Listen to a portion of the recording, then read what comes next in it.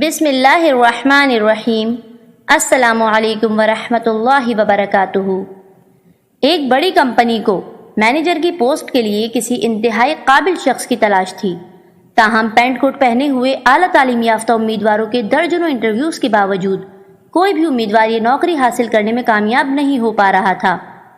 اس کی خاص وجہ یہ تھی کہ کمپنی کا مالک انٹرویوز کے پینل میں خود بھی بیٹھتا تھا، اور جب پینل کے دیگر ممبران اپنے سوالات مکمل کر لیتے تو مالک آخر میں ہر امیدوار سے یہ سوال ضرور پوچھتا تھا: ایک اچھے مینیجر کی سب سے بڑی خاص بات کیا ہوتی ہے؟ اس سوال کے جواب میں کوئی امیدوار کہتا کہ اچھے مینیجر کو وقت کا پابند ہونا چاہیے، کسی کا جواب ہوتا اسے پروفیشنل ہونا چاہیے، تو کوئی کہتا اسے اسکلڈ ہونا چاہیے۔ اسی طرح کوئی تجربے کاری، کوئی ذمہ داری، تو کوئی ایمانداری کو اچھے مینیجر کی پہچان بتاتا۔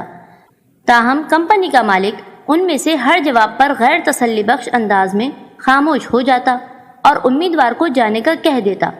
پینل کے دیگر ممبران ایک تو انٹرویو کر کر کے تنگ آ چکے تھے، دوسرا وہ اس تجسس میں تھے کہ آخر کمپنی کے مالک کے نزدیک ایک اچھے مینیجر کی سب سے خاص بات کیا ہو سکتی ہے۔ انہوں نے خود بھی اس سوال کا جواب کمپنی کے مالک سے جاننے کی کوشش کی، تاہم مالک نے اپنا مطلوبہ جواب کسی پر ظاہر نہیں کیا اور پینل کو انٹرویوز جاری رکھنے کو کہا۔ ایک روز ایک سادہ سے کپڑوں میں ملبوس اور عام سے حلیے والا نوجوان انٹرویو دینے آ گیا۔ اسے دیکھ کر پینل کے ممبران طنزیہ انداز میں ایک دوسرے کی طرف دیکھنے لگے، جیسے کہہ رہے ہوں کہ اتنے ماڈ اسکواڈ اور اپ ٹو ڈیٹ قسم کے لوگ یہ انٹرویو پاس نہیں کر پائے تو یہ دیسی سا انسان کہاں سلیکٹ ہو پائے گا؟ اور اس بات کا تو سوال ہی پیدا نہیں ہوتا کہ اسے اس سوال کا جواب معلوم ہو جو باقی امیدواروں کی ناکامی کی وجہ بنا۔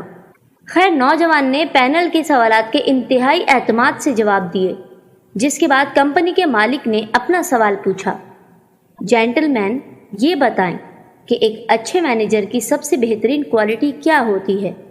نوجوان نے سوال سن کر کچھ دیر کے لیے سر جھکایا اور پھر کمپنی کے مالک کی طرف دیکھ کر پورے اعتماد سے مسکرا کر کہا: سر، اچھا مینیجر وہی ہے جو کمپنی کے معاملات کو کمپنی کے مالک سے بھی زیادہ بہتر جانتا اور سمجھتا ہو، اور جس کے ہوتے ہوئے مالک برائے نام مالک ہی کہلائے۔ یہ عجیب و غریب جواب سن کر پینل کے ممبران چونک گئے۔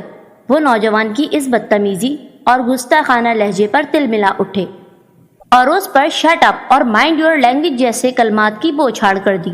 تاہم کمپنی کے مالک نے ممبران کو خاموش رہنے اور انتظار کرنے کو کہا، پھر مسکرا کر نوجوان سے مخاطب ہو کر کہا: بالکل ٹھیک جواب دیا آپ نے، لیکن یہ بات آپ نے کس سے سیکھی؟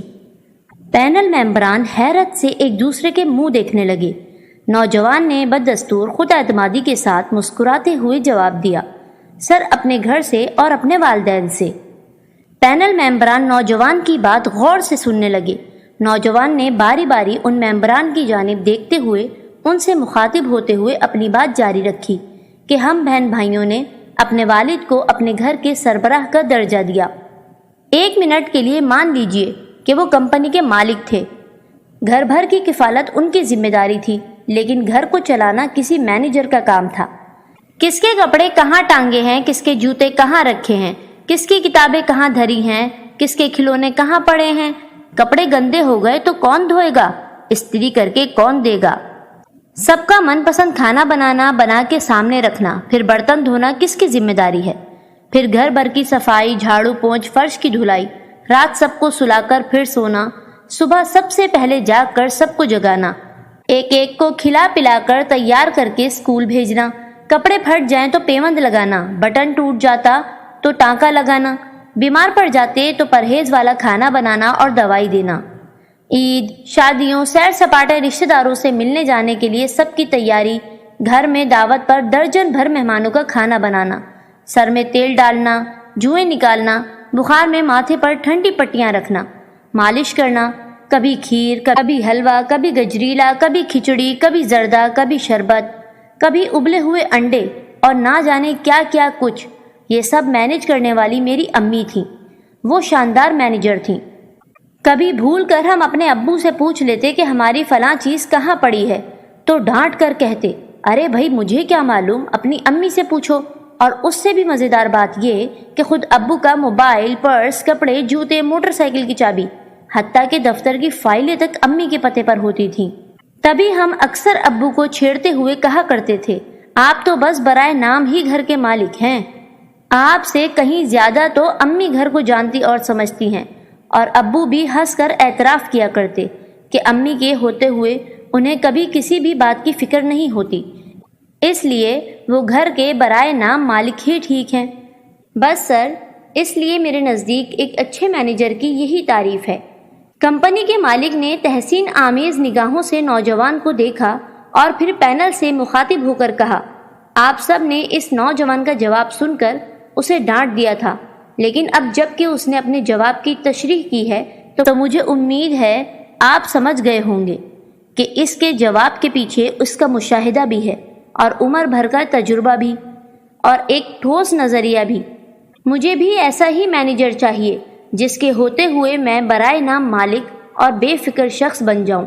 یہ کہہ کر کمپنی کے مالک نے نوجوان کو مینیجر کی پوسٹ کے لیے منتخب ہونے کی مبارکباد دیتے ہوئے مصافحہ کے لیے ہاتھ بڑھایا اور پینل کے ممبران کھڑے ہو کر تالیاں بجانے لگ گئے۔